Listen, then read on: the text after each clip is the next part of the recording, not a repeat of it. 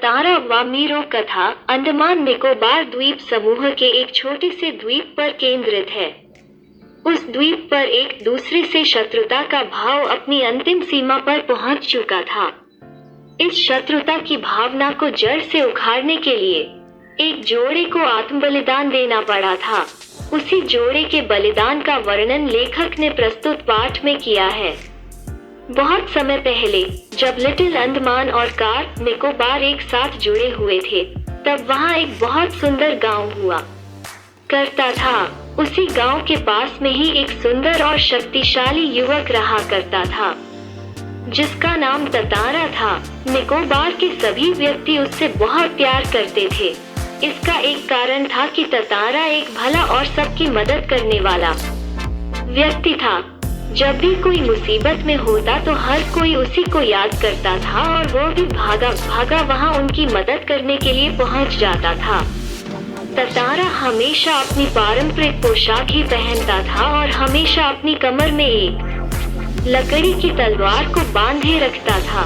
लोगों का मानना था कि उस तलवार में लकड़ी की होने के बावजूद भी अनोखी दैवीय शक्तियाँ हैं।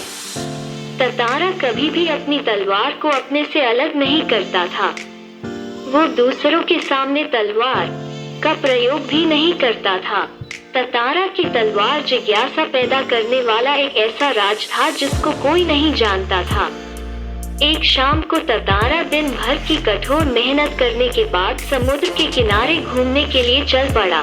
समुद्र से ठंडी ठंडी हवाएं आ रही थी।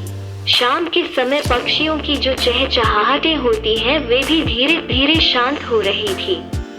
अपने ही विचारों में खोया हुआ ततारा समुद्री बालू पर बैठकर सूरज की आखिरी किरणों को समुद्र के पानी पर देख रहा था, जो बहुत रंग बिरंगी लग रही थी। तभी कहीं से उसे मधुर संगीत सुनाई दिया, जो उसी के आसपास कोई गा रहा था। ततारा बेचैन मन से उस दिशा की ओर बढ़ता गया। आखिरकार ततारा की नजर एक युवती पर पड़ी। उस युवती को यह पता नहीं था कि कोई युवक उसे बिना कुछ बोले बस देखता जा रहा है। उसी समय अचानक एक ऊंची लहर उठी और उसको भिगो कर चली गई। इस तरह अचानक भीगने से वो युवती हड़बड़ा गई और अपना गाना भूल गई।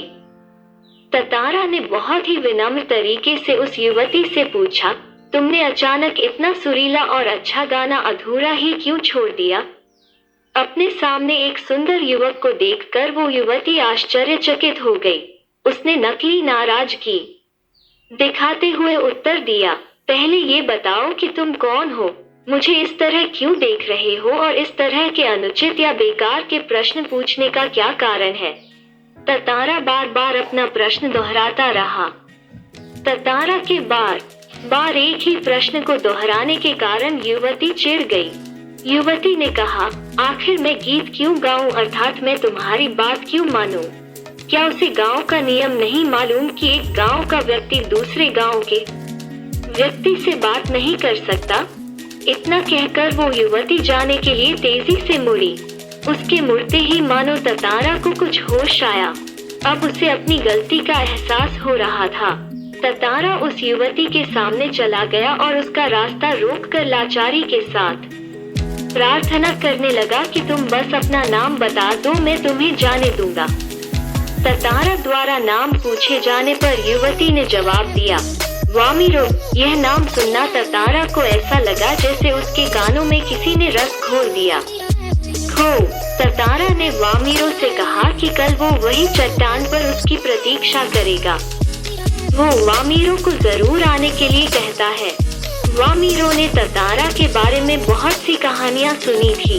उसकी सोच में ततारा एक बहुत ही शक्तिशाली युवक था, परंतु वही ततारा जब वामीरो के सामने आया तो बिल्कुल अलग ही रूप में था। वो सुंदर और शक्तिशाली तो था ही साथ वो बहुत शांत, समझदार और सीधा साधा था। वो बिल्कुल वैसा ही था जैसा वामीरो अपने जीवन साथी के बारे में सोचती थी, परंतु दूसरे गांव के युवक के साथ उसका संबंध रीति रिवाजों के विरुद्ध था। इसलिए वामीरो ने ततारा को भूल जाना ही समझदारी समझा, परंतु यह आसान नहीं लग रहा था, क्योंकि ततारा बार बार उसकी आंखों के सामने आ रहा था, जैसे वो बिना पलकों को झपकाए उसकी प्रतीक्षा कर रहा हो। ततारा दिन ढलने से बहुत पहले ही लपाती गांव की उस समुद्री चट्टान पर पहुंच गया था, जहां उसने वामीरो को आने के लिए कहा था। वामीरो के इंतजार में उसे हर एक पल बहुत अधिक लंबा लग रहा था। उसके अंदर एक शक भी पैदा हो गया था कि अगर वामीरो आए ही नहीं तो उसके पास प्रतीक्षा करने के अलावा और कोई चारा नहीं था। वामीरो ततारा से मिलने आए गई। ततारा और वामीरो अब हर रोज उसी जगह मिलने लगे। लपाती के कुछ युवकों को इस प्रेम के बारे में पता चल गया और ये खबर हवा की तरह हर जगह फैल गई। वामीरो लपाती गांव की रहने वाली थी और ततारा पासा गांव का। दोनों का संबंध किसी भी तरह संभव नहीं था, क्योंकि रीति रिवाज के अनुसार दोनों के संबंध के लिए दोनों का एक ही गांव का होना जरूरी था। कुछ समय के बाद पासा गांव में पशु पर्व का आयोजन किया गया। पशु पर्व में हटे कटे पशुओं के दिखावे के अलावा पशुओं से युवकों की शक्ति परखने की प्रतियोगिताएं भी होती थी। ततारा का मन इनमें से किसी भी कार्यक्रम में नहीं लग रहा था। उसकी परेशान आंखें तो वामीरो को ढूंढने में व्यस्त थी। जब ततारा ने वामीरो को देखा तो उसकी आंखें नमी से भरी थी और उसके होंठ डर कर कांप रहे थे। ततारा को देखते ही वामीरो फुट फुट कर रोने लगी। ततारा इस तरह वामीरो को रोता देखकर भावुक हो गया। वामीरो के रोने की आवाज सुनकर वामीरो की माँ वहाँ आ गई और दोनों को एक साथ देखकर गुस्सा हो गई।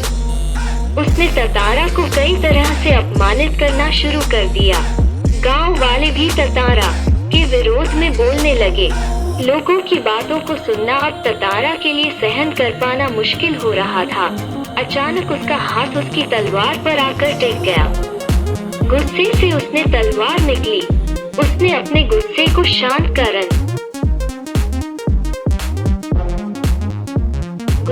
शांत करने के लिए अपनी पूरी शक्ति से तलवार को धरती में गाड़ दिया और अपनी पूरी ताकत से उसे खींचने लगा।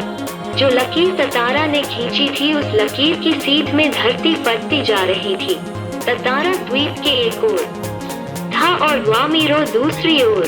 ततारा को जैसे ही होश आया उसने देखा कि द्वीप के जिस ओर वो है वो टुकड़ा समुद्र में धंसने लगा है। अब वो तड़पने लगा। वो छलांग लगाकर दूसरी ओर जाना चाहता था, परंतु उसकी पकड़ ढीली पड़ गई और वो नीचे की ओर फिसलने लगा।